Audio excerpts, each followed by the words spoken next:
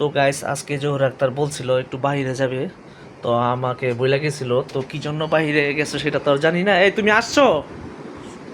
হ্যাঁ আসছি। তুমি কোথায় গেছিলা? এই যে আমার বাইরে একটু কাজ ছিল, কাজটা সেরে আসলাম। আমি বলাই সেদিকে তুমি নাই, সেজন্য আমি আবার ভাবলাম তো বাবাই কোথায় গেছে। আমি গেছি আমার দরকার না, তোমার দরকারে। তুমি কয়দিন ধরে আমাকে বলতেছো তোমার একটা জিনিস প্রয়োজন, তোমার হাতে টাকা ছিল না, তাই তুমি আনতে পারতেছো না। তাই ভাবলাম আমার কাছে কিছু টাকা আছে, সেই জন্য তোমাকে এনে দিই, এটা আমি সারপ্রাইজ। আমি তো পুরো কনফিউজ, মানে কি জিনিসটা হইতে পারে। আচ্ছা দেখি, মানে আমাকে একটু কনফিউজ একটা একটু ভাঙায় দাও আর কি। না, তোমার জীবন করার দরকার নেই, তোমার আমি দেখাই গেছি।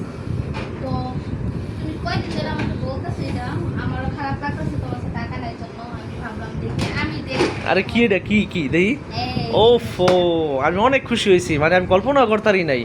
তুমি জানো আমি এক সপ্তাহ ধরে এটা আমি অনেক ওয়েট হ্যাঁ, করতেছি। তোমার লাউটারের সমস্যার কারণে তুমি কোনো কাজ করতে পারতেছো না, আমার খারাপ লাগতেছে।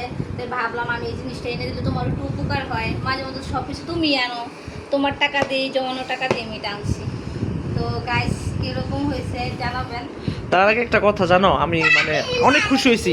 আমি এক সপ্তাহ আমি কয়েকজনেতে মানে একটু ধারও চাইছিলাম, তো আমার কাছে টাকা ছিল না, ধার চাইছি যে এটা আমি আনবো, কারণ ওটা ডিস্টার্ব।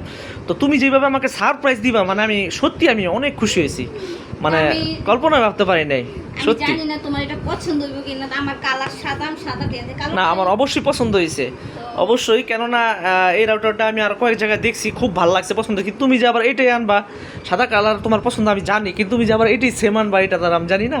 তো থ্যাংক ইউ, আমার মনের তরফ থেকে আমি অনেক খুশি। না, সবসময় তুমি আনো, তাই ভাবলাম তোমার কাছে টাকা নাই, এখন এই প্রয়োজনটা আমি কাজে লাগাই, তো ভাবলাম এই জিনিসটা যাক, থ্যাংক ইউ, তোমাকে আমি অনেক ধন্যবাদ। আমার আমার মানে আমার পাশে এইভাবে তুমি আমাকে একটু দাঁড়ানোর জন্য। আমি কল্পনা করতে আমি অবাক হয়ে গেছি, মানে সারপ্রাইজ পুরা একদম। তো গাইজ দেখেন, একদম নতুন রাউটার জহুর আক্তার আমাকে গিফট করছে হিসাবে, খুব ভালো লাগতেছে, খুব খুব। স্বামীর বিপদে স্ত্রীর পাশে দাঁড়াবে, এটা তো সবচেয়ে বড় কথা। আর এটা আমরা আমি করবো, আপনারা দেখাবো পরে ভিডিও, সাথে থাকবেন।